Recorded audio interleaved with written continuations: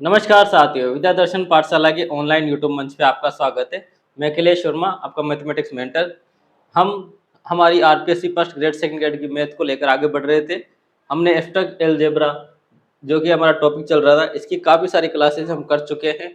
इसी क्लास को आज आगे बढ़ाते हुए, क्योंकि जो एब्स्ट्रैक्ट अलजेब्रा है अपना बीएससी पार्ट ग्रेजुएशन वाला जो मैथमेटिक्स का जो पार्ट है, ये काफ़ी लंबा है और काफ़ी अच्छी थ्योरी है इसकी, और थ्योरी पोर्शन ज़्यादा है इसमें, इसलिए इसकी क्लासें ज़्यादा हो चुकी है।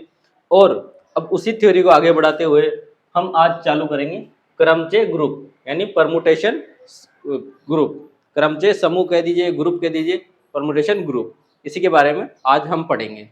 अगर आपने पिछली क्लासें न देखी हों तो उन्हें ज़रूर देखें। वह आपके एग्जाम में, जैसे RPSC first grade second grade mathematics जो टीचिंग एग्जाम होते हैं उनमें, इसके अलावा केवीएस और भी पीजीटी टीजीटी के जितने एग्जाम्स होते हैं, जहाँ ग्रेजुएशन की मैथ्स आपसे पूछी जा रही है, या जहाँ आपके एब्स्ट्रैक्ट अलजेब्रा का नाम आ रहा है, आपके सिलेबस में हो और उसमें आपके टॉपिक इससे मैच खा रहे हो, तो आप इस क्लास को ज़रूर देखें ताकि आपके कंपटीशन में काम आए। तो साथियों, आगे बढ़ते हैं हम और आज की क्लास को शुरू करते हैं। तो पहला है अपना एब्स्ट्रैक्ट अलजेब्रा की जो नेक्स्ट आज पढ़ने वाले हैं, उसमें है अपना पहला क्रमचय ग्रुप, यानी क्रमचय समूह भी कहा जाता है, क्रमचय समूह। ठीक है, परमुटेशन ग्रुप। डेफिनेशन देखते हैं पहले। डेफिनेशन, यदि कोई समुच्चय, इसको देख लेते हैं पहले, एक जो पॉइंट लिखा हुआ है, किसी परिमित समुच्चय के सभी क्रमचयों का समूह एक क्रमविन्यास यानी नॉन कॉम्पिटिटिव ग्रुप होता है। चलो, ये तो एक सिंपल सी लाइन थी। अब क्रमचय, हम पहले क्रमचय को थोड़ा सा समझ लेते हैं, क्रमचय होता क्या है। क्रमचय मतलब क्रम का परिवर्तन करना है ना। हम परम्यूटेशन कॉम्बिनेशन में भी इन चीज़ों को पढ़ चुके हैं कि किस तरह से हम संख्याओं का व्यवस्थित करते थे, और संख्याओं को व्यवस्थित करने के साथ साथ संख्याओं का क्रम भी बदला जाता था, या किसी वर्ड को लेकर, किसी वर्ड से उसके अलग अलग शब्द बनाए जाते थे, अलग अलग मीनिंग वाले शब्द बनाए जाते थे। तो बस उसी तरीके से यहाँ क्या है, यहाँ अपने पास एक परिमित समूह है। अब परिमित समूह को क्या करना है, समूह को क्रमचयों में बदलना है, यानी उसके क्रम बदलने हैं। और क्रम बदलने के साथ ही यह क्या होता है, एक अक्रम विन्यास यानी नॉन कॉम्पिटिटिव ग्रुप होता है। तो ये तो थी हल्की सी बात जो हमें सेकंड लाइन में पढ़नी चाहिए थी। पहले हम इसकी डेफिनेशन देख लेते हैं। यदि कोई समुच्चय एस है ना, कोई अपना सेट है एस, जो स्वयं पर एक एक ही आच्छादक हो, स्वयं पर क्या हो, एक एक ही आच्छादक। एक एक ही आच्छादक को हम जानते हैं, एक एक ही यानी अपना जो भी सेट है वो क्या होना चाहिए, जो भी उसमें मैपिंग होनी चाहिए वो कौन सी होनी चाहिए, एक एक ही। और आच्छादक के लिए यानी onto, one one and onto, ये दोनों होने चाहिए। इसके साथ ही प्रतिचित्रण हो तब वह क्रमचय ग्रुप कहलाता है। मतलब ये है, अगर मैं एस ऐसा समुच्चय कोई ले लेता हूँ और उसके मुझे क्या मिले, एक एक यानी एक एक ही आच्छादक प्रतिचित्रण है ना, one one onto mapping, जिसे हम सर्जेक्टिव के नाम से भी जानते हैं। ठीक है, तो वह एक क्रमचय ग्रुप कहलाता है। ठीक है, यानी ग्रुप समुच्चय एस के सभी अवयव अपने आप में क्या होंगे, प्रतिचित्रण करेंगे, और एस के अवयव कम से कम एक प्रतिबिंब बनाएंगे, और वो प्रतिबिंब साथ के साथ ही ऑन टू भी होगा, यानी जो उसके रेंज में जो भी होगा ना सेट, मतलब एस, तो उसका कोई एलिमेंट, कोई अवयव छूटेगा भी नहीं, ऑन टू एक एक आच्छादक होगा। ठीक है, तब वह क्रमचय ग्रुप कहलाएगा अपना, कौन सा, परम्यूटेशन। देखो इसे पहले, इसे हम निम्न प्रकार से प्रदर्शित कर सकते हैं। प्रदर्शित करने का तरीका एफ हो रहा है, प्रतिचित्रण, यानी एफ को एक फंक्शन की तरह लिखा गया है कि एफ है एस से एस में, है ना। एस अपना सेट था, ये एस से एस में एक एक ही आच्छादक है। ठीक है, तब एफ क्रमचय कहलाता है। इसे हम दो पंक्तियों में लिखते हैं, किस तरह, देखो, x upon f of x, x to f of x to, यानी जो एक्स है और उसी का उसी की जो रेंज आएगी, उसी की जो वैल्यू आएगी, वो उसके नीचे लिखेंगे, एक्स टू उसकी वैल्यू, एक्स थ्री उसकी वैल्यू, यानी फंक्शन के रूप में, और दो पंक्तियों में ही हमेशा ये लिखा जाएगा। यानी क्रमचय जो ग्रुप है हमारे पास, वो दो पंक्तियों में लिखा जाता है, और उसे लिखने का तरीका ये होता है। एक एग्जाम्पल देख लेते हैं। एग्जाम्पल ये रहा अपने पास कि एस कोई एलिमेंट है, सॉरी एस कोई सेट है जिसमें 1 2 3, इसके क्रमचय ग्रुप यानी क्रमचय ग्रुप समूह को व्यक्त कीजिए। अब करते हैं इसके क्रमचय समूह को व्यक्त करते हैं। तो सबसे पहले एस है ना, एस है अपने पास 1 2 3। अब इसे व्यक्त करने का तरीका हम जानते हैं कौन सा, इसे व्यक्त करने का तरीका ये रहा अपने पास कि इसे दो पंक्तियों के रूप में व्यक्त करना है। तो ये दो पंक्तियां इस तरह के से हैं और साथ के साथ क्या दे रखा है कि x और उसकी इमेज, x2 उसकी इमेज, x3 उसकी इमेज, ऐसे xn और उसकी इमेज। तो यहाँ s, अब s से s जाएगा तो s से s यानी f बनेगा किसमें, s से s में, इसको हटा देते हैं है ना। और s यहाँ क्या है 1 2 3 और इधर भी 1 2 3। अब लिख देता हूं मैं डायरेक्ट f। देखो अब यहाँ कोई ऐसी कंडीशन तो दे नहीं रखी कि किस तरह लिखूं, तो मैंने क्या किया, सबसे पहले 1 2 3 यानी x1 x2 x3 s की वैल्यू लिख ली। अब s की वैल्यू ये किसके साथ मैप करेगा ये मैं अपने हिसाब से दे सकता हूँ। और ध्यान मुझे ये रखना है क्या होना चाहिए, एक एक ही और आच्छादक, यानी हर एक को हर एक के साथ कनेक्ट करना है और किसी को भी रिपीट नहीं करना। तो सबसे पहले मैं दे देता हूँ 1 2 3, ठीक है। अब और भी लिख सकता हूँ बहुत सारे, और कौन से कि 1 2 3, ऊपर वाले को तो वैसे ही रखता हूँ। अब मैं क्या करता हूँ 1 और 2 3 को बदल देता हूँ, ये 3 और ये 2, एक एक अच्छा था, 1 का 1 2 का 3 और 3 का 2, यहाँ 1 का 1 2 का 2 2 का 3 का 3। एक और देखते हैं, अब लिख दिया 1 2 3, ठीक है। अब मैंने ये दोनों बदले हैं, अब मैं आगे वाले बदल देता हूँ 1 2, 1 2 की जगह 2 1, 1 2 की जगह 2 1 और ये हो गया अपना 3 का 3।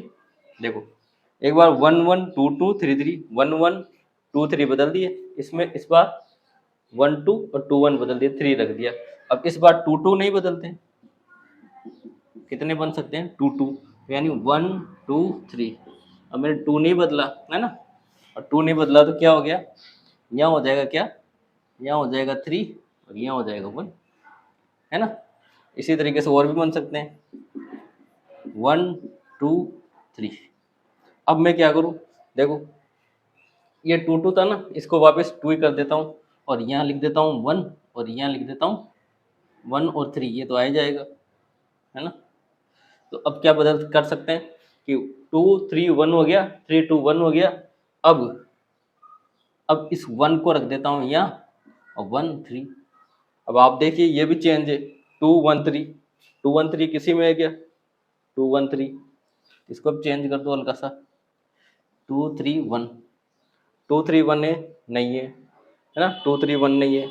और एक और बन सकता है, कौन सा, तो ये 1 2 3 है ना, 1 से हो गया, 1 से हो गया, 2 से हो गया, 3 से, अब 3 से करते हैं तो ये 3 1 2, देखो 3 1 2 है क्या, यहाँ क्या था 3 2 1, 3 1 2 नहीं है, तो इसी के साथ ये अपना हो गया। तो टोटल कितने बन गए, तो 1 2 3 4 5 और 6। तो इस तरीके से मैं क्रम बदलते बदलते टोटल 6 ऐसे मुझे क्या मिलेंगे, क्रमचय ग्रुप मिल जाएंगे। और इस यही कहा गया था कि क्या करना है, क्रमचयों में व्यक्त करना है, तो क्रमचयों में व्यक्त हम कर चुके हैं, ठीक है। और इसके साथ एक चीज हमें याद रखनी है कि इसमें टोटल 6 कैसे बने, तो वो सॉरी इसकी जो कोटि आएगी वो कितनी आएगी, तो जितने नंबर ऑफ एलिमेंट एस में होंगे है ना, जितने एलिमेंट या अवयव एस में होंगे उसी से हम इसकी क्या निकालेंगे, कोटि। तो इसकी कोटि क्या आएगी 3, है ना। और 3 कहाँ से आया, कि क्योंकि एस जो सेट समुच्चय था अपने पास वो उसमें कितने एलिमेंट है, 3 एलिमेंट थे, इसलिए टोटल नंबर ऑफ एलिमेंट से ही क्या निकालेंगे, इसका ऑर्डर कोटि निकलेगी, ठीक।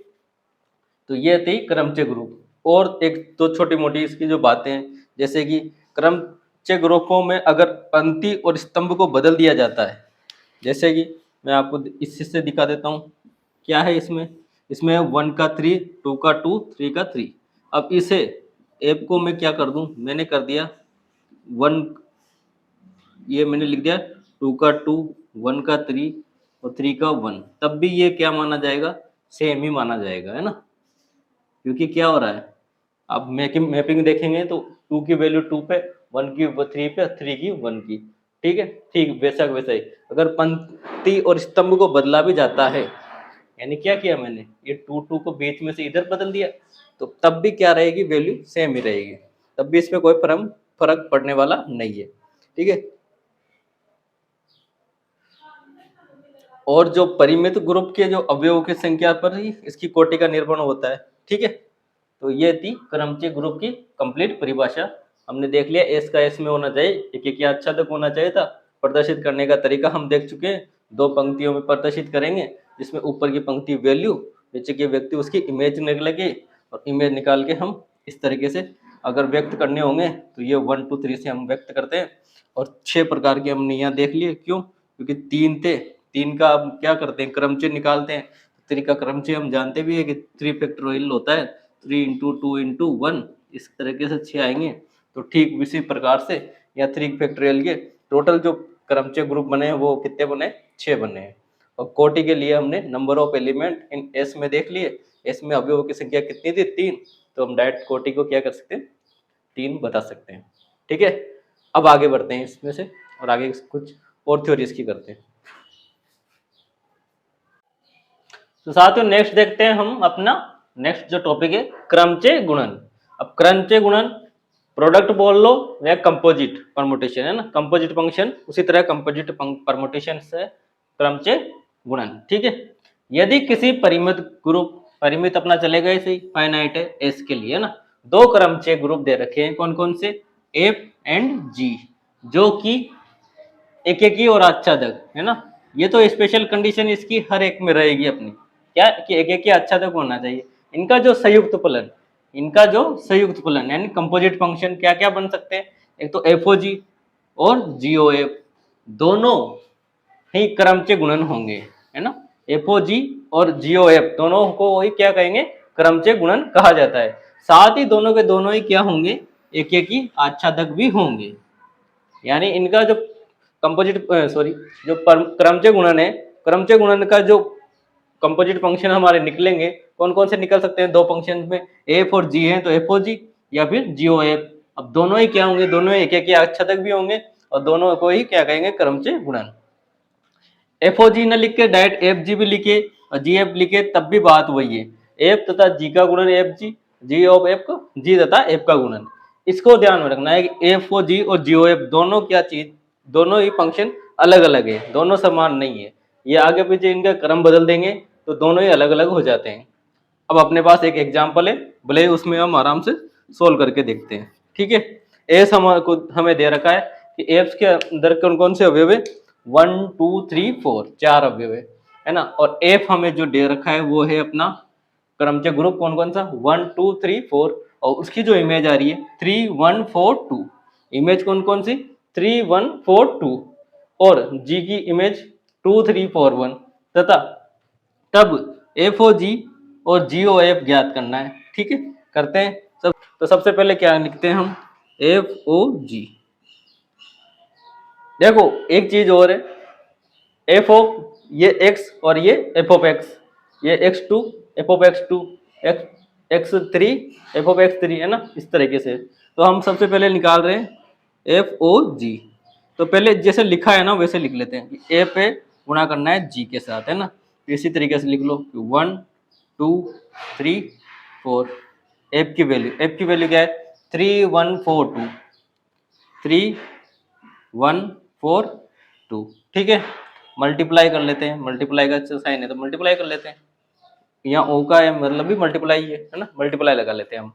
और सेकंड क्या है जी, तो 1 2 3 4, और इसकी वैल्यू क्या है 2 3 4 1। अब एक चीज ध्यान रखनी है ना, ध्यान रखने वाली बात यह है, एफ ओ जी, यहाँ जी क्या है बाद में आ रहा है, पर जो वैल्यू देखेंगे हम जब मल्टीप्लाई करेंगे तो पहले वैल्यू किसकी देखेंगे, पहले जी की वैल्यू देखनी है, जी का मान देखना है, जी का मान देखना है। ये इंपॉर्टेंट पॉइंट है इसका, है ना। पहले किसका मान देखना है, जी का मान, तभी वैल्यू या जब भी हमारे सवाल सही होगा। किस तरीके से, तो आप देखिए 1 पे देखते हैं ना, बराबर वैल्यू करके, और आंसर किस तरह आएंगे, आंसर उसी तरीके से आएंगे जैसे 1 की क्या है, 2 की क्या है, 3 की क्या है, 4 की क्या है। अब देखते हैं 1 की क्या है, 2 की क्या है, 3 की क्या है और 4 की क्या है। ठीक है, अब आप देखिए सबसे पहले पहले किसकी देखनी है, जी की। ठीक है, जी की वैल्यू ये रही, तो जी में देखना है जी 1 में क्या है ना, तो 1 को कर दो मार्क, 1 की क्या है 2 है ना। अब यहाँ 2 है ना, तो एफ में देखिए 2 की वैल्यू क्या है, ये 2 को कर दिया मार्क, तो एफ में 2 की वैल्यू क्या है 1 है ना। तो 1 की 2, 2 का 1, तो 1 की 2, 2 का 1, तो 1 का 1, ये 2 से 2 हटा देते हैं है ना, तो 1 का 1, 1 का 1 आ गया निकल में।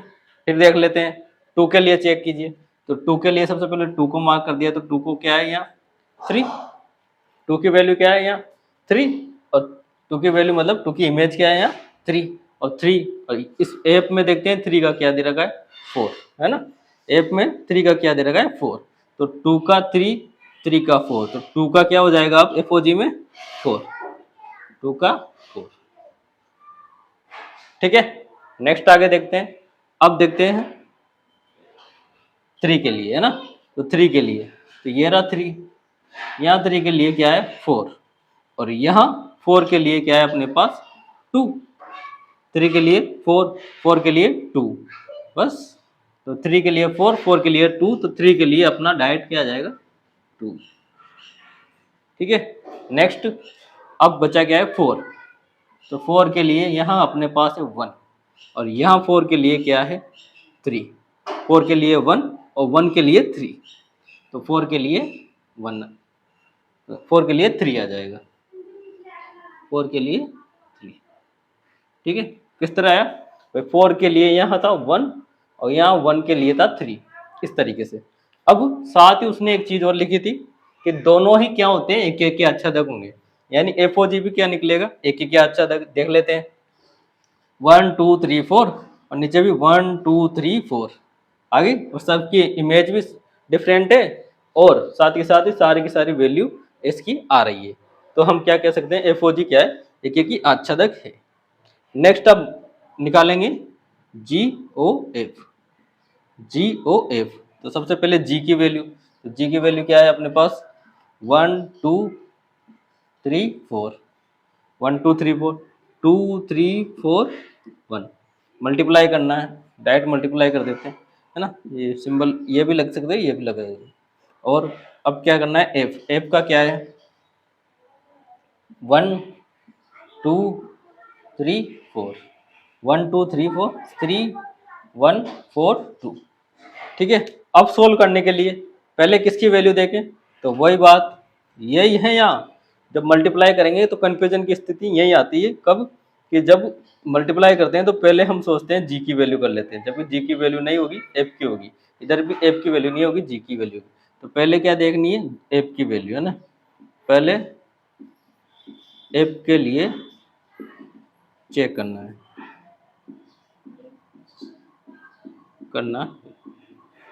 पहले क्या करना है एफ के लिए चेक करना है। ठीक है, तो बराबर कीजिए, एफ के लिए चेक करना है तो एफ के लिए अब वैल्यू तो वही आएगी 1 2 3 4।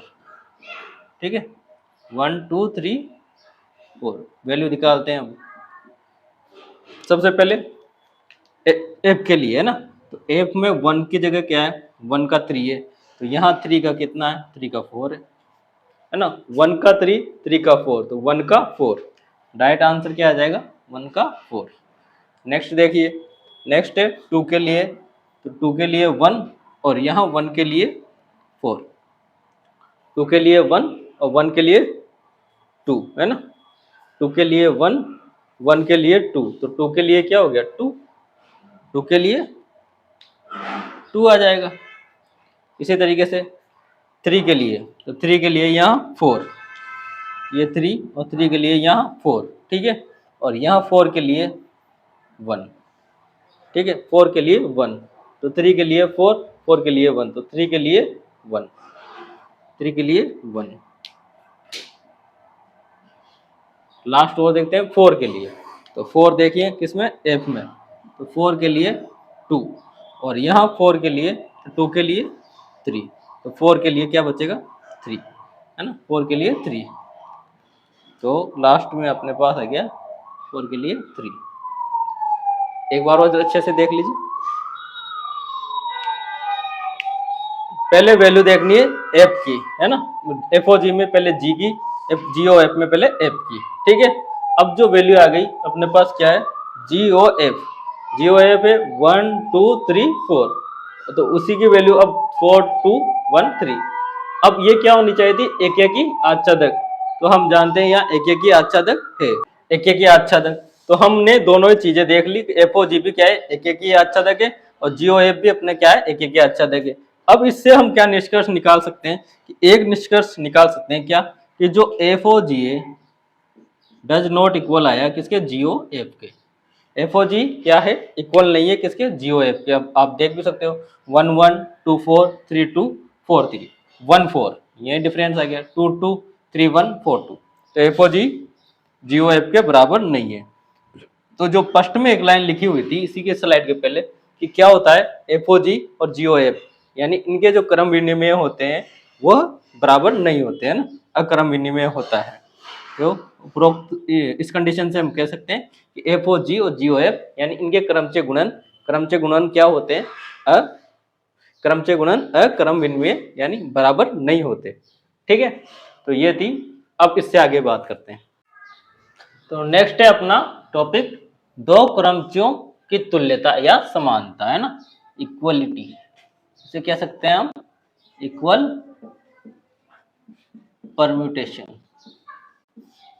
इक्वल परम्यूटेशन क्या होते हैं, इक्वल परम्यूटेशन दो क्रमचय एफ तथा जी जो कि समान अशांक, यानी उनके अंतर्गत जो भी अवयव होंगे वो क्या हो, समान हो, है ना, जैसे कि एन, ठीक है, तथा अशांक को कोटि भी कहा सकता है, कोटि अवयवों की संख्या को कोटि कहते हैं, तथा दोनों का प्रतिचित्रण यानी उनकी मैपिंग भी क्या हो, समान हो, तब वह तुल्य या समान क्रमचय कहलाते हैं, ठीक है। एग्जाम्पल हम लिख देंगे अभी, और पहले ये डेफिनेशन, एफ और जी समान होंगे कब, जब उनका प्रतिचित्रण है, यानी एफ ऑफ एक्स बराबर जी ऑफ एक्स हो, ठीक है। जैसे मैंने लिखा एफ, एफ लिख दिया 1 2 3 4, है ना, 3 2 1 4, ठीक है। जी, जी में मैं लिख दूं यहाँ 3 4 2 1, और मैंने इन्हीं की इमेज कर दी, जैसे 3 1 4 2 3। अब देखिए क्या एफ ओ जी बराबर है, कि देख लेते हैं एफ ओ जी बराबर है कि नहीं है। एफ में 1 की कितनी है 3, तो जी में 1 की कितनी है 3, ठीक है। एफ में 2 की 2, तो जी में 2 की 2, एफ में 3 की 1, तो जी में 3 की 1, और एफ में 4 की 4, तो जी में 4 की 4। आगे पीछे क्रम बदलने से अपने कुछ फर्क पड़ता नहीं है, बस यही उसने कहा है कि एफ में क्या हो, एक तो उनकी अशांक यानी उसमें जो अवयव होंगे, नंबर ऑफ अवयव वो कितने हो, बराबर हो, ठीक है, उनके नंबर ऑफ एलिमेंट्स बराबर हो। दूसरी बात एफ ऑफ जी और जी ऑफ एफ बराबर हो। इस तरीके से हम कह सकते हैं कि यह एक तुल्य या फिर समान क्रमचय है, ठीक है। नेक्स्ट आता है अपने पास तत्समक क्रमचय, आइडेंटिटी परम्यूटेशन, आइडेंटिटी परम्यूटेशन। अब आइडेंटिटी परम्यूटेशन ये क्या होते हैं, तो यहाँ इसने खुद ने लिख दिया क्या, कि किसी समुच्चय में यदि किसी क्रमचय के सभी अवयवों का प्रतिबिंब वह स्वयं ही होता है तो इसे क्रमचय, तो इस तत्सम क्रमचय कहते हैं, और इसे आई से व्यक्त किया जाता है, ठीक है। देखो आई मैंने ले लिया, है ना, किस तरह का लिया, मेरे पास एलिमेंट है 1 2 3 4, 4 तक ले लिए, ठीक है। अब उसने क्या किया, कोई समुच्चय एस 1 2 3 4 ले लिया, सभी अवयव का प्रतिबिंब वह स्वयं ही होता है, स्वयं तो होता ही है, उसी के साथ प्रतिचित्रण होता है, और स्वयं ही का मतलब यहाँ है कि एक का एक मिल जाए, दो का दो मिल जाए, तीन का तीन मिल जाए, चार का चार मिल जाए, है ना। तो इस तरह का प्रतिचित्रण क्या कहलाएगा, अपने इस तरह के प्रतिचित्रण मिलने पर हम उससे क्या कहेंगे, तत्समक क्रमचय कहेंगे, आइडेंटिटी परम्यूटेशन, ठीक है। ये 4 के लिए था, ज्यादा के लिए भी हो सकता है, ज्यादा के लिए x1, तो वहां भी नीचे भी क्या मिलेगा, x1 x2 x2, इस तरीके से xn मिल गया, और नीचे भी अपने पास xn, यानी नंबर आइडेंटिटी वह स्वयं ही खुद का क्या होगा, प्रतिचित्रण प्रतिबिंब होगा, ठीक, तो इस तरह के क्या कहलाएंगे, क्रमचय अपना तत्समक क्रमचय कहलाता है। नेक्स्ट है अपने पास प्रतिलोम क्रमचय, प्रतिलोम इनवर्स, इनवर्स आइडेंट परमुटेशन, परमुटेशन। अब प्रतिलोम क्या होता है, तो प्रतिलोम हम पढ़ चुके हैं, उस तरह का प्रतिलोम होता है कैसे कि ऐसे दो क्रमचयों जिनका गुणन, ऐसे दो क्रमचय जिनका गुणन, गुणन है ना क्या हो, तत्समक हो, गुणन क्या हो जाए, तत्समक हो जाए, वे प्रतिलोम चित्रण कहलाते हैं। ठीक है, आराम से हम समझ सकते हैं कि एफ और जी, इनका गुणन तो एफ जी लिख सकते हैं या एफ और जी लिख सकते हैं। तो एफ जी मैंने लिख दिया, तो एफ जी क्या आ जाए, एक आइडेंटिटी आ जाए, एफ जी क्या आ जाए, एक आइडेंटिटी आ जाए। बस अगर एफ जी आइडेंटिटी है तो एफ जी का क्या है, इनवर्स है, और जी एफ का क्या है, इनवर्स है, यानी एक दूसरे के क्या रहेंगे, ये प्रतिलोम रहेंगे। एग्जाम्पल से देख लेते हैं कि आई कब माना जाता है, कैसे आएगा आई। तो एग्जाम्पल देख लीजिए, एफ हमें दे दिया 1 2 3 4 2 3 1 4 और जी 1 2 3 4 3 1 2 4। सोल्व करते हैं इसे, तो सोल्व करने के साथ क्या आ जाएगा, एफ ओ जी 1 2 3 4 क्या है 2 3 1 4, मल्टीप्लाई करना है जी से, तो 1 2 3 4 क्या आएगा 3 1 2 4। अब अभी हमें सोल्व किया तब कहा था कि बाद वाले को पहले देखना है, तो जी को पहले देखेंगे, तो जी को पहले देखने, पहले तो टेबल ही बना लेता हूँ मैं, क्या 1 2 3 4, जी वाले को क्या करना है, पहले देखना है, तो जी में 1 की 3 है और यहाँ एफ में 3 का क्या है 1 है, तो 1 का 1 हो गया, 1 का 1 आ गया। ठीक है, जी में, अब जी में 2 में 1 है, 2 में 1 है और यहाँ 1 में 2 है, तो 2 का 2 हो गया। इसी तरीके से जी एफ ओ जी है ना, हाँ 3 के लिए, तो 3 के लिए 3 में 2 है और यहाँ 2 के 3 है, तो 3 में 3 हो गया। ठीक है, और इसी तरीके से 4 में 4 है और 4 में 4 है, सॉरी 4 में 4 है और यहाँ भी 4 में 4 ही है, तो 4 का 4 हो गया। तो क्या मिल गया कि मल्टीप्लाई करते ही आई मिल गया, और आई यहाँ 4 एलिमेंट का था तो आई 4 से इसे डिनोट कर दो बोले, है ना, 4 अवयव थे इसलिए आई 4 से डिनोट कर दिए। तो इस तरीके से अब जी क्या है कि जी प्रतिलोम है किसका, एफ का, जी प्रतिलोम है किसका, एफ का, ये कह सकते हैं हम। अब आप इसको उल्टा करके मल्टीप्लाई करें, तो उल्टा करके भी देख लेते हैं क्या होगा, तो जी ओ एफ है ना, जी ओ एफ में 1 2 3 4 क्या है 3 1 2 4, 3 1 2 4 मल्टीप्लाई हो गया किससे 1 2 3 4 और क्या है 2 3 1 4, मल्टीप्लाई करते हैं, आई आता है कि नहीं आता, 1 2 3 4 है ना भाई, आई आएगा तब तो हम क्या कर सकते हैं, एफ इसका इन्वर्स होगा, नहीं तो नहीं होगा। ठीक है, तो जी पहले एफ का देखते हैं, एफ में 1 का 2 और 2 का 1 है ना, 1 का तो 2 और 2 का 1, 2 का 3 है ना, 2 का 3 और 3 का 2, 2 का 2 हो गया। इसी तरीके से 3 का तो 1, ये रहा 1, और 1 का अपने पास क्या है 3, तो 3 का 1, 1 का 3 तो 3 का 3 और 4 का 4 और इधर भी 4 का 4, 4 का 4, वापस क्या मिल गया आई 4 ही मिल गया, है ना। तो एफ ओ जी करें कि जीओ एफ करें, प्रतिलोम फलन हमेशा क्या देंगे, आइडेंटिटी यानी तत्समक देंगे। तो ये थे 3 चीजें, हमने क्रमचय की तुल्यता देख ली, तो तत्समक देख लिया, तत्समक क्रमचय क्या होता है और प्रतिलोम क्रमचय कौन से होते हैं। इसके बाद और आगे थ्योरी देखते हैं। नेक्स्ट है अपना चक्रीय क्रमचय, है ना, चक्रीय साइक्लिक, साइक्लिक परमुटेशन, जैसा नाम वैसा ही काम, साइक्लिक परम्यूटेशन। देखिए साइक्लिक परम्यूटेशन डेफिनेशन देख लेते हैं। देखो प्रत्येक, यहां से इसकी प्रत्येक अवयव का प्रतिबिंब उसके अगले वाला अवयव है तथा अंतिम अवयव का प्रतिबिंब प्रथम अवयव है। अब देखते हैं मैथमेटिकली, देखिए एफ ऑफ एक्स आई है ना, एफ ऑफ एक्स आई मैंने एक्स आई कोई टर्म लिया और जो उसकी इमेज निकल के आई है वो है अपने F of x I plus 1, यानी प्रत्येक अवयव का जो भी अवयव है उसका जो प्रतिबिंब मिलेगा उसके अगले वाला अवयव है। ठीक वैसे ही जब लास्ट में अब घूम के इस तरह के चक्कर बनाते हुए लास्ट में जब घूमेंगे, देखिए ये है, ये कोई चक्र है 1 2 3 4 इस तरीके से 1 2 3 4 5 इस तरीके से कहाँ तक k-1 तक है ना। तो ये 1 की जो इमेज आएगी वो आएगी 2, 2 की इमेज आएगी 3, 3 की इमेज आएगी 4 इस तरीके से। तो प्रत्येक अवयव का प्रतिबिंब उसके अगले वाला अवयव है तथा अंतिम अवयव का प्रतिबिंब प्रथम अवयव है। तो लास्ट में जैसे k-1 या k जो भी वैल्यू होगी उसकी अवयव आएगा 1। ठीक, ये मैथमेटिकली लिखा हुआ है, इसी तरीके से आप देख सकते हैं। यह एक चक्रीय क्रमचय कहलाता है, तब वो चक्रीय क्रमचय कहलाता है तथा इसमें कुल अवयव कितने हैं? कुल अवयव k, कुल अवयव कितने हैं? k, जितने भी उसमें अवयव होंगे उसमें k, अगर मान लो उसमें अवयव k हैं, जैसा कि इसने दिया है कि अवयव कितने हैं? k, तो k, तो यह k लंबाई का चक्रीय या चक्र कहलाता है। इसकी लंबाई कितनी होगी? k होगी।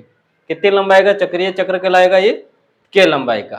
ठीक है, इसी तरीके से अब एक पॉइंट हमें यहाँ लिख भी लेना है, अब लंबाई की बात चली गई है तो k लंबाई का चक्रीय चक्र कहलाता है। ठीक है, जितने उसमें चक्र घूमेंगे, मतलब जहां तक उसमें ये पहला अवयव दूसरे से मिला, दूसरे अवयव तीसरे से चौथा, ऐसे करके लास्ट वाला अवयव किसके मिल गया? यानी लास्ट वाला कौन सा अवयव? k वाला, k वाला मिल गया 1 से। तो टोटल k अवयव थे, तो k अवयवों को चक्र बनाते हुए k अवयवों का साइक्लिक चक्र बन रहा था, इसलिए लंबाई कितनी आ गई? k। तो इसी तरीके से हमें याद रखना है कि एक जो तत्समक होता है अपने पास, तत्समक है ना, तत्समक क्रमचय, तो इसकी लंबाई क्या रहेगी? अब क्रमचय, तत्समक क्रमचय की लंबाई क्या रहेगी? तो तत्समक क्रमचय यानी जो उसमें चक्र घूमता है वो कितने पे घूमता है? 1 पर, है ना, क्योंकि खुद का खुद ही होता है। तो तत्समक क्रमचय की लंबाई क्या मानी जाती है? 1। तत्समक क्रमचय की लंबाई क्या मानी जाती है? 1, है ना। तो लंबाई का चक्र, तत्समक चक्र की लंबाई क्या होगी? 1। ठीक है, एक एग्जाम्पल है, इससे समझते हैं किस तरीके से एक सवाल इस पे आते हैं और कैसा क्वेश्चन पूछा जाता है। ठीक है, सॉल्यूशन देखिए, इसे एफ दे दिया, एफ कोई क्रमचय किस तरीके से दे दिया? 1 2 3 4 सिंगल लाइन में लिख दिया ना, है ना, डबल ना लिख के सिंगल लाइन में लिख दिया। और S7 क्रमचय है, और यहाँ एफ क्या है? एक चक्रीय क्रमचय, चक्रीय। तो अब इसका एलिमेंट निकालना, देख लो, एफ निकालते हैं, एफ का एलिमेंट इस तरीके से निकाला जाता है ना, ये। अब 1 2 3, तो 1 2 3 है ना, और एक है यहाँ 7, तो बीच में 4 5 और 6 ये भी आएंगे, क्योंकि ये भी होंगे इसे ही कहीं ना कहीं, है ना। तो या तो इनको मत लिखो अभी, या फिर इनको लिख लो, तो अभी देख लो। जैसे अब 1 की इमेज क्या कहा इसने? जैसे डेफिनेशन से चल रही है, चक्रीय चक्र चल रहा है एक, तो 1 की इमेज आएगी 2, है ना, 1 की इमेज 2, तो 1 का 2, 1 की इमेज 2, 2 की इमेज 3, यानी उसके अगले वाला चक्र है ना, तो 2 की इमेज 3, तो 2 की इमेज 3, ठीक है, और 3 की इमेज 7, 3 की 7, ठीक है, और लास्ट में 7 की, अब क्या कहा था? तो लास्ट की फर्स्ट वाली, तो 7 की आ जाएगी 1, 7 की अपने क्या आ जाएगी? 1, ठीक है। अब जो बीच में दे रखी है, किस किस की पता नहीं है अपन को? 4 5 6, तो 4 5 6 की क्या रहेगी? 4 की 4, 5 की 5, 6 की 6, इस तरीके से चक्रीय क्रमचय को लिखा जाता है। ठीक है, ये चक्रीय क्रमचय। अब ये एफ जो कि हमें पता था क्या था कि 1 2 3 7।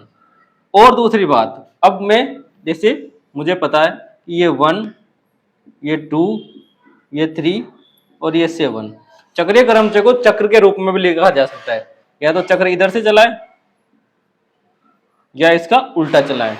चक्रीय क्रमचय में मान नहीं बदलते, जैसे 1 2 3 7 बराबर होगा, चक्र चला रहा हूं मैं, है ना, किधर से मैंने चलाया? 7 1 2 3, देखो 7 1 2 3।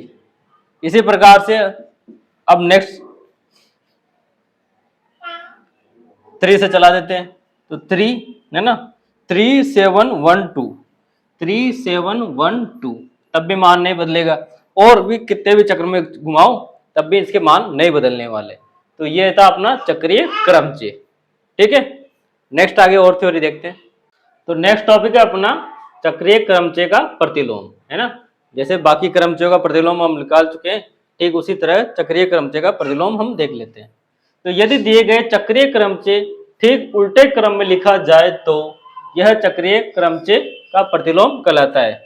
यानी जो एग्जाम्पल यहाँ दे रखा है क्या है कि ए पे अपने पास 1 2 5 7, तो ठीक इसको उल्टे क्रम में लिख दूं, ठीक उल्टे क्रम में लिख देते हैं, एफ इनवर्स हो गया। तो एफ इनवर्स होते ही क्या हो जाएगा उल्टे क्रम में, तो 7 5 2 और 1, तो ये इसका क्या हो गया इनवर्स हो गया, एफ इनवर्स हो गया। चेक करते हैं क्या, जो डेफिनेशन है उसको चेक करते हैं। तो क्या होता है एफ को एफ इनवर्स के साथ मल्टीप्लाई करते हैं, क्या मिलेगा मुझे आई मिल जाना चाहिए, है ना। एफ को एफ इनवर्स के साथ मल्टीप्लाई करते हैं, मुझे क्या मिल जाना चाहिए आई। तो करते हैं एफ और एफ इनवर्स। तो एफ क्या है, एफ है अपने पास 1 1 की मेस 2 1 2 है ना, 2 की 5 5 की 7 और 7 की वापस 1, ये तो क्या है एफ। एफ इनवर्स ये रहा, तो क्या है 7 का 5 5 का 2 2 का 1 और 1 का 7, ठीक है, ये एफ इनवर्स हो गया। मल्टीप्लाई कर लेते हैं, मल्टीप्लाई करते हैं तो क्या देखते हैं एफ इनवर्स, पीछे वाला पहले देखते हैं। तो क्या है 7, तो 7 का 5 है ना, 7 का 5 और 5 का 7, तो 7 का 7 है ना, 7 का 5 5 का 7, तो 7 का 7, ठीक है। नेक्स्ट 5 का 2 और 2 का 5 5 का 2 2 का 5, तो 5 का 5 5 का 2 2 का 5, तो 5 का 5, ठीक उसी प्रकार से 2 है ना, 2 का क्या है 1, यहाँ लिख देता हूँ 2 2 का क्या है 1 और 1 का 2, तो 2 का 2, इसी तरीके से 1 का 7 और 7 का 1, तो 1 का 1, कहीं ना कहीं मुझे क्या मिल गया आइडेंटिटी मिल गई। और ये 7 तक था तो मैं आई 7 से लिख सकता हूँ, क्योंकि बाकी के तो सारे पहले से ही फिक्स है कि वो तो क्या है आइडेंटिटी है, उनके तो जो एलिमेंट है उन्हीं के साथ है। यार आप देखो तो इसमें और भी तो एलिमेंट है ना, 3 भी है 4 भी है और 6 भी है, तो बाकी तो वो तो 4 का 4 6 का 6, तो उन्हें नहीं छेड़ना, हमें क्या करना था एफ और एफ इनवर्स को मल्टीप्लाई करना था, जो कि हो गया। ठीक है, तो इस तरीके से प्रतिलोम का भी क्रम चक्रीय क्रमचय का क्या निकाल सकते हैं, प्रतिलोम निकाला जा सकता है। ठीक उसी प्रकार अब एक और अपने पास आता है यहाँ चक्रीय क्रमचय की कोटि। चक्रीय क्रमचय की कोटि, चक्रीय क्रमचय की कोटि है ना, ये नया टॉपिक है। चक्रीय क्रमचय की कोटि ये क्या होता है, तो ठीक है उसे भी अब यही समझ लेते हैं कि क्या है चक्रीय क्रमचय की कोटि। बाकी जिसकी कोटि कैसे निकालते हैं, बाकी की कोटि निकालते थे हम, उसके अंतर्गत कोई भी क्रमचय उसके अंतर्गत जो भी अवयव की संख्या होगी वही उस क्रमचय की कोटि होगी। पर चक्रीय क्रमचय की कोटि अलग तरीके से निकाली जा सकती है। कैसे, एक मिनट आप देखिए कि जो भी चक्रीय क्रमचय है, जो चक्रीय क्रमचय हमें मिलेगा उसका क्या करना है, उसे चक्र घुमाते रहना है, और चक्र घुमाने पर एक स्थिति वैसी आ जाएगी जो वह शुरू में दिखता था। ठीक है ना, तो ठीक वैसे ही चक्र घुमाते रहना है और एक स्थिति ऐसी आ जाएगी जो वह शुरू में दिखता था, तो वही उसकी क्या होगी कोटि होगी। ठीक, जैसे एक एग्जाम्पल ले लेता हूँ मैं, एक एग्जाम्पल ले लिया मैंने, एफ है मेरे पास 1 2 5 7 है ना। अब मुझे इसकी कोटि निकालनी है, ठीक है, ये 1 2 5 7 इसकी कोटि निकालनी है। तो इसकी कोटि निकालने के लिए अब मैंने क्या कहा कि मुझे इसके अवयवों को चक्र घुमाना है। यहाँ समझते हैं हम चक्रीय क्रमचय की कोटि को अच्छे से, है ना, एग्जाम्पल वगैरह यही लिख लेंगे। तो चक्रीय क्रमचय में n अवयव, कोई भी चक्रीय क्रमचय उसमें अवयवों की संख्या क्या है n, क्यों, क्योंकि fn क्या हो गया, f की पावर n लगाते i मिल गया, इसलिए उसकी कोटि भी क्या कहलाएगी n ही कहलाएगी, है ना। तो कोटि को निकालने का तरीका तो एक यही है, क्या हो कि fn यानी f को मल्टीप्लाई करते रहो, f के साथ f के साथ f के साथ, कितनी बार में क्या आ जाए आइडेंटिटी आ जाए, तत्समक आ जाए। अगर तत्समक आ गया और जिस पावर पे तत्समक आया है वही उसकी क्या होगी कोटि हो जाएगी। एग्जाम्पल लेते हैं सिंपल सा, f मैंने ले लिया क्या 1 2 5 7, अभी थोड़ी देर पहले यही किया था अपन ने, क्या था 1 2 5 7।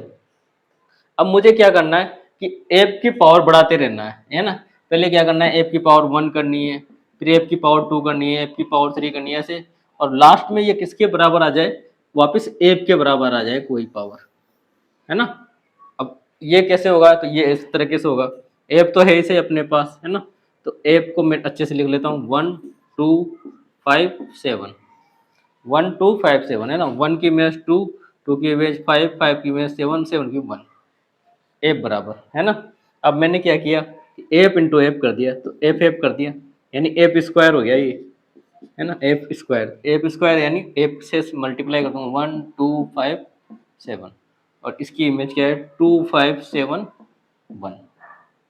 तो एफ स्क्वायर की वैल्यू बाद वाली की देखनी है, 1 की 2, 1 की 2 और 2 की 5, तो 1 की 5, है ना। आप जल्दी जल्दी कर सकते हैं, 1 की 2, 2 की 5, तो 1 की 5, इसी तरीके से 2, 2 की 5, 5 की 7, तो 2 की 7, 5 की 7 और 7 की 1, तो 5 की 1, और लास्ट है अपने पास 7, 7 की 1 और यहाँ 1 की 2, तो 7 की 2।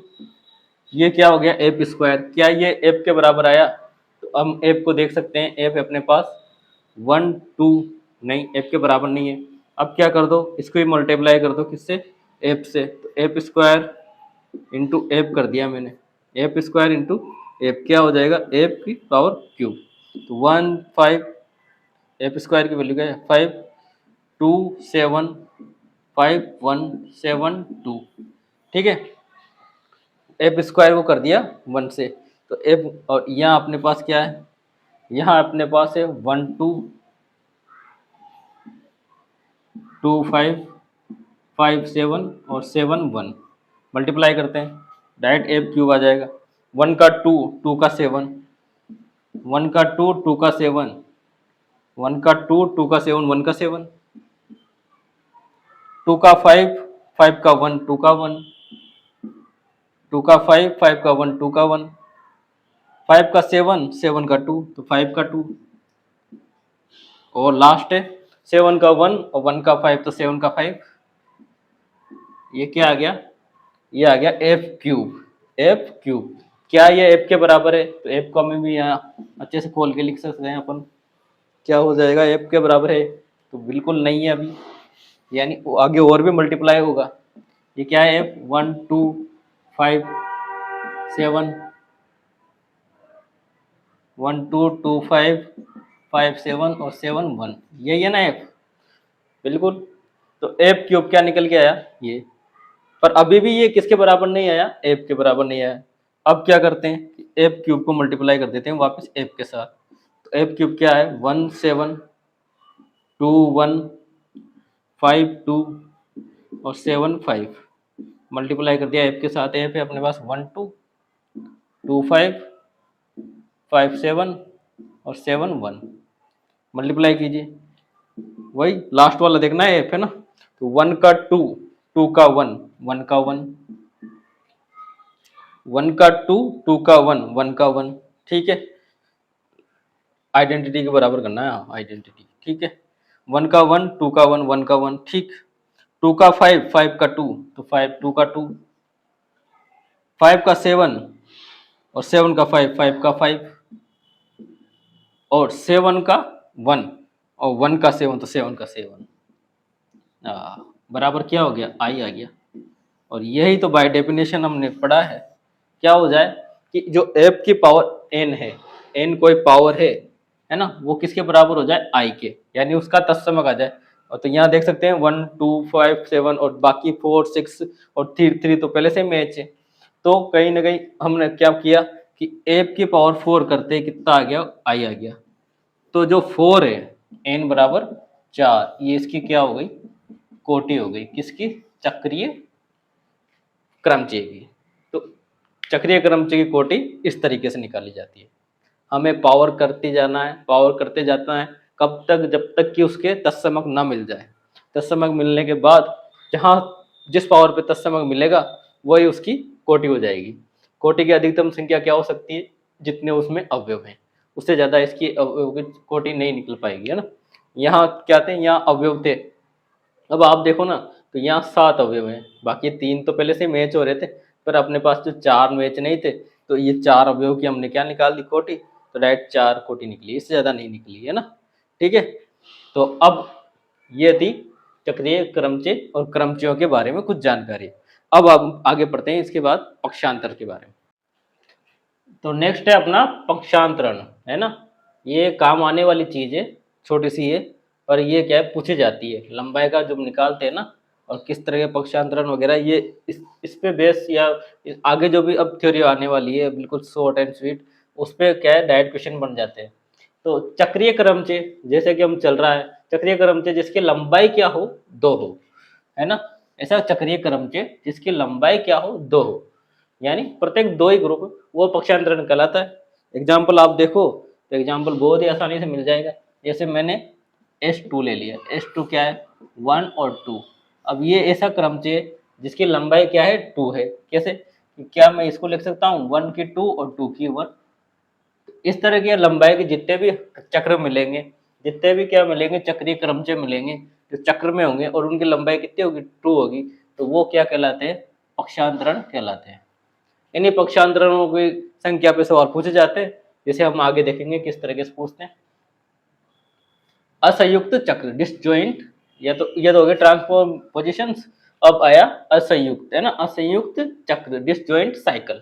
अब डिसजॉइंट साइकिल क्या होते हैं, तो किसी समुच्चय एस के ऐसे 2 चक्र, ऐसे 2 चक्र, मान लिए एफ और जी है ना, ऐसे 2 चक्र एफ और जी असंयुक्त चक्र कहलाते हैं, जबकि दोनों में कोई भी प्रतिबिंब समान न हो, यानी दोनों में कोई भी प्रतिबिंब क्या हो, समान नहीं होना चाहिए। तो एग्जाम्पल हमने ले लिया कि एफ क्या है अपने पास 1 2 5 और जी भी है 3 4। तो ये क्या असंयुक्त है कि नहीं, ये देखते हैं। तो पहले एफ के एलिमेंट देख लेते हैं, 1 2 5, है ना।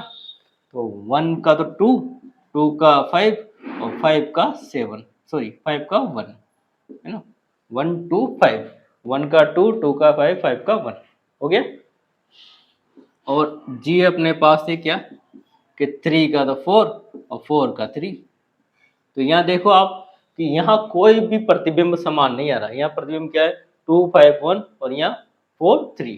तो इस तरीके से जो भी चक्र मिलेंगे, है ना, ये चक्र, इस तरह के जो भी चक्र मिलेंगे, क्रमचयों के जो भी चक्र मिलेंगे, वो क्या कहलाएंगे, असंयुक्त चक्र कहलाएंगे, या संयुक्त चक्र, डिसजॉइंट साइकिल कहलाते हैं। ठीक है, नेक्स्ट है अपने पास, अब इसकी कुछ इंपॉर्टेंट नोट है ना, ये देख लेते हैं। क्या है, 2 असंयुक्त चक्रों का गुणन क्रम विनिमय होता है। आप गुणा करके देखना क्या निकलेगा, एफ और जी को जब करोगे और जी और एफ को करोगे, क्या निकलेगा, क्रम विनिमय निकलेगा। देख भी सकते हैं, क्यों, क्योंकि ज्यादा कुछ खास है नहीं, कि क्या है, एफ जी बराबर जी एफ होगा। अब कैसे होगा, देखो आप, जी है ना, तो जी में क्या है, 3 का 4, इधर 4 है ही नहीं, है ना, और इधर क्या है, 4 का 3, इधर 4 3 है ही नहीं। तो हम मल्टीप्लाई करेंगे तो ये कि यही, और ऐसी की ऐसी दोनों टेबलें आ जाएंगी, इसलिए ये क्या होता है, क्रम विनिमय होता है।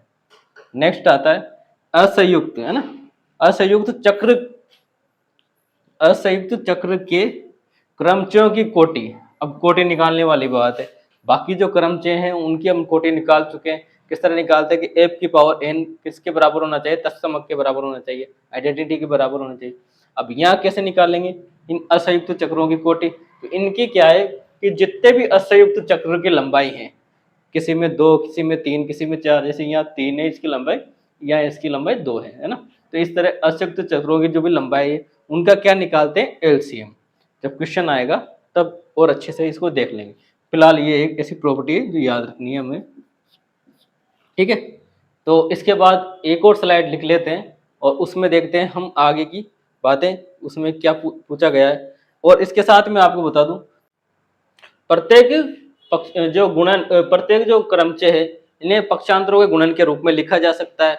और जो गुणन होते हैं वो अद्वितीय नहीं होते, है ना, उनको सेम भी हो सकते हैं कि भी किसी इसमें भी आ जाए और उसमें भी आ जाए, गुणन के रूप में लिखा जा सकता है। अब बात करते हैं और नेक्स्ट स्लाइड बना लेते हैं और सम विषम क्रमचय के बारे में और उसकी प्रॉपर्टी बारे में समझ लेते हैं। ठीक है, नेक्स्ट है अपना सम क्रमचय और विषम क्रमचय, odd and even permutation, odd and even, है ना, ओड एंड इवन परम्यूटेशन। ठीक है, देख लेते हैं। और आज का ऐसे लास्ट भी मान लीजिए आप, जैसे किसी क्रमचय में पक्षांतरों की संख्या सम हो, है ना, पक्षांतरों की संख्या कितनी हो, सम हो, तब वो सम क्रमचय कहलाएगा। मतलब जैसा काम वैसा नाम, सम संख्या होगी तो सम क्रमचय। जबकि हम जानते हैं कि क्रमचयों का गुणन, क्रमचयों को पक्षांतरों के गुणन के रूप में लिखा जा सकता है। ये तो ठीक है, तो सही बात है ना। यानी पक्षांतरों की संख्या कितनी होगी, सम, और सम संख्या होगी तो सम क्रमचय। ठीक है, इसी तरीके से क्रमचयों में पक्षांतरणों की संख्या अगर विषम होगी तो विषम क्रमचय कहलाता है। सम विषम पूछ लिए जाते हैं ऑप्शन में, क्योंकि बहुत इजी क्वेश्चन पड़ जाता है यहाँ से। अगर कोई क्वेश्चन पूछना हो कि सम क्रमचय, विषम क्रमचय और क्रमचयों की संख्या निकालनी है केवल, और निकालने पे डायरेक्ट आंसर आ जाता है।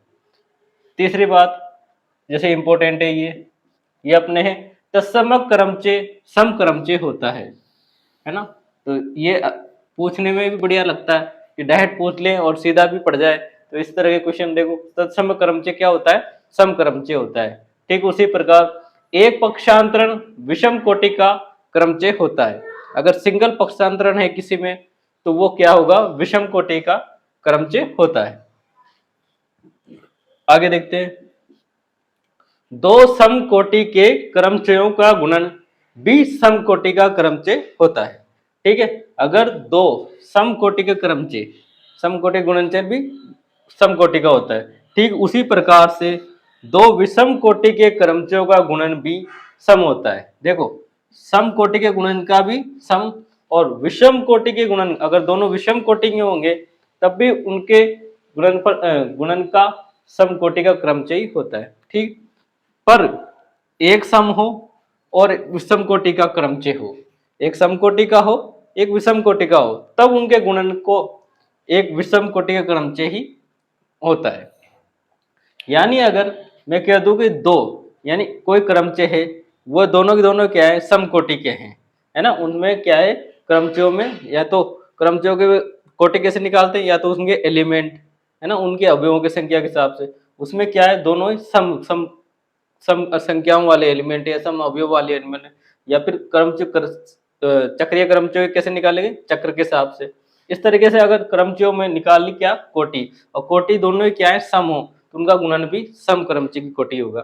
ठीक उसी प्रकार विषम होगा तो तब भी क्या होगा, सम होगा। पर एक सम हो और एक विषम हो तब रिजल्ट क्या है, बदल जाता है, और रिजल्ट बदल के अपने पास क्या आता है, विषम कोटि का क्रमचय होता है। तो आज की क्लास को ये रखते हैं। आई होप आपको ये क्लास अच्छी लगी हो, समझ में जरूर आई होगी। और नेक्स्ट क्लास में ये अपने पक्षांतर पढ़े, इसके कुछ एग्जाम्पल देख लेंगे, और आइसोमोरिज्म वगैरह आगे की क्लास में पढ़ेंगे। तो क्लास को ज़्यादा से ज़्यादा लोगों तक शेयर करें। आपको जो भी आपके कमेंट्स वगैरह हो वो जरूर लिखें, और कहीं आपको डाउट वगैरह लगा हो तो वो भी लिखें। और आप लोगों ने मुझे सुना, इसके लिए धन्यवाद। Thank you.